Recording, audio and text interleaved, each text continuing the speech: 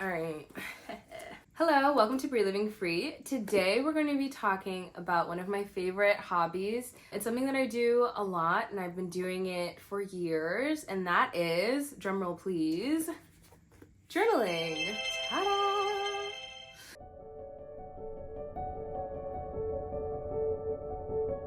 I want to talk about journaling and kind of why I do it, but then I also want to get into a few journaling prompts just in case you don't journal and you want to start journaling, or in case you do journal and sometimes it can be difficult or daunting. I'll say that. I like that word better. It can be daunting when you open up a journal and the pages are empty and you're like, okay, how am I going to fill these pages? What am I going to say? I like to do stream of consciousness writing and kind of just go with the flow of how I'm feeling. But sometimes it's good to have some prompts. And these are basic prompts. They're not super fancy. They're just to get the ideas flowing. I personally really enjoy journaling to be able to kind of record what's going on in my life at the time. There's also different ways to journal. Like, people do scrapbooking. Some people, when they write, it's all creative journaling and creative writing, especially for people who are writers out there. You can not identify as a writer and still really enjoy journaling. Anybody can journal. Editing that might be fun because I said like 10 million things in like 30 seconds. But I feel all of those things, so it had to be said. Going to show you my journal. This is my current journal. I have quite a few actually, so I'll probably show like a collection of journals. And what's fun is I can remember, okay, that green journal from like 2019, or that bright pink journal that I bought at Justice in 2008, you know? That's the vibe. And I know it's kind of like they're different volumes. Sometimes I'll go back to a journal and I'm looking for an event that happened specifically. Like, how did I think about this when this was happening? Here's what I'll say. I have a theory on self-love. It's not like a theory where this is how self-love is, this is what it has to be.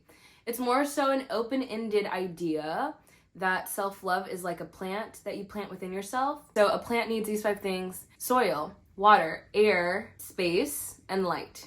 Those are the 5 basics. Okay? This is not like biology class. This is just the 5 basics. And then I was like, okay, so if self-love is a plant, it needs, what is the soil? What is the water? What is the light, the air, the space? What are those equivalent to? I was thinking that the air part, like oxygen and just the atmosphere in general, the air that's needed for your self-love plant is you. So anything that is kind of helping you find yourself better is the air, and that's worth investing time into and effort. It's a little window into my mind of what I'm thinking and where this is all coming from. But my journal is kind of something that, it is something that helps me look and reflect at myself and what do I like and how am I changing, how am I growing, my personality, things like that. Even if it's a boring journal entry, it's still taking note of what's going on in my life. All that to say, that's just a pro argument for journaling and why I think people should journal. Let's just get into a few prompts. Guess where I wrote the prompts? It's funny. So number 1 is very simple. The question is, what's on your mind?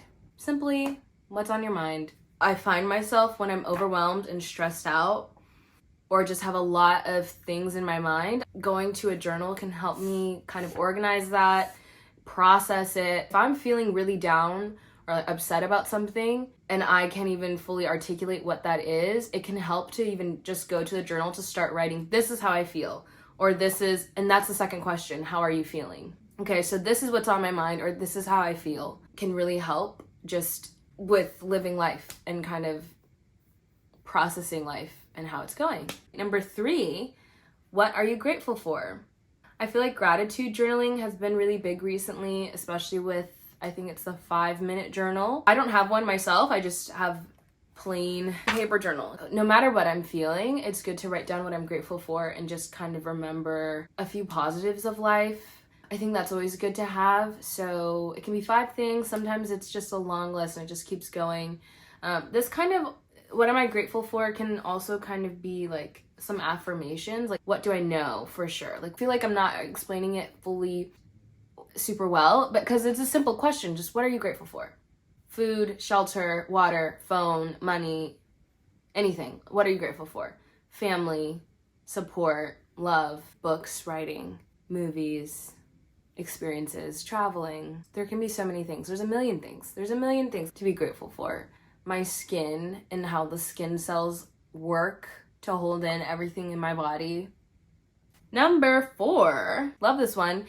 It's simple. I'm telling you, I'm not being super complex. This is like, these are my simple go-to prompts that I use. Number 4 is, what are you reading or listening to, or what have you watched recently? I write a lot about different medias that affect me or make me think a different way or just spark my interest.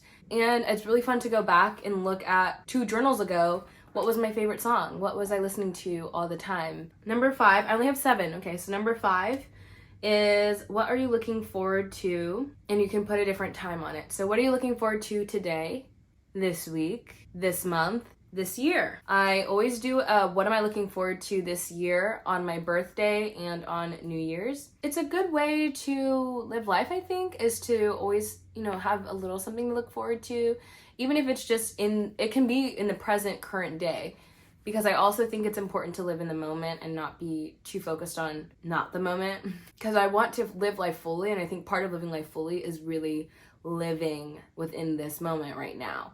Doing what I have dreamed of, recording a YouTube video, for example, or just really romanticizing my life. And sometimes the looking forward to thing can sometimes go into my self-care. Like today, I am giving myself a bubble tea.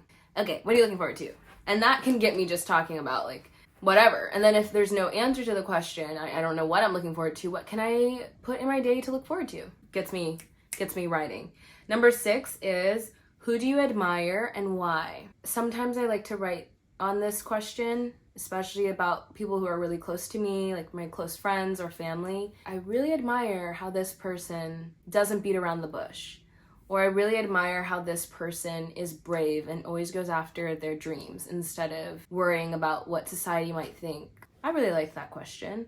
And then the last prompt I wrote down for today, because I might do another part, how can you take care of yourself better? Self-care, it's important to do that. Even if you have a support system and you have people who love you, you should always be caring for yourself as well. And so sometimes I like to ask myself, what am I doing to make sure I'm taking care of myself? So this was just a few journaling prompts that I think are very useful and very fun. And if you're interested in journaling, I think you should. I like to get a kind of small journals that I can fit in a tote bag, but not too small, so that I don't feel like I don't have the space to write. And if you do journal, tell me what your favorite prompt is to ask yourself. Thanks for watching, and I hope that you're reading, writing, and taking care of yourself this week. Okay, I'll talk to you later. Bye! Toodles toodle. Oh wait, look at my nails. I got them done. Is it focused? Look at these. I got them done the other day. I like them so much. Make me so happy. Okay, I'll talk to you later. Bye.